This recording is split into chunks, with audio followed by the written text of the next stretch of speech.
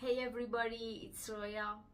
Today's painting is a self-portrait yet again.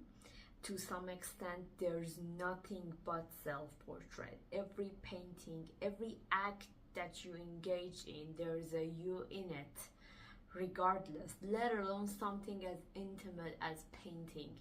There's nothing but self-portrait as far as I'm concerned, but in the more direct, less metaphoric manner, more intimate than the previous intimacy. A self-portrait that I did, I thought of this question of identity.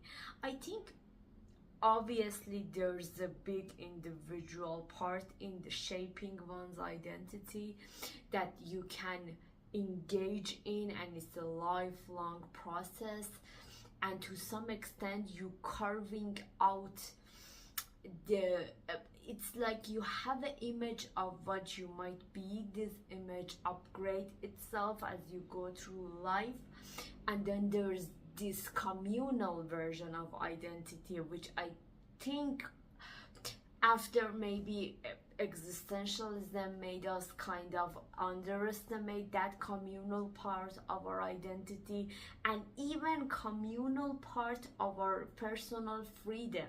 That's also really important, I think, and it plays a role in shaping one's identity.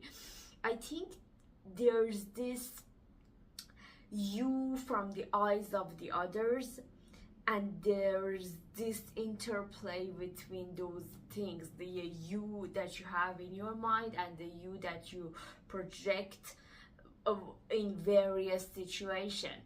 And there's something else, this interactive thing, that is something alive. It's like you get to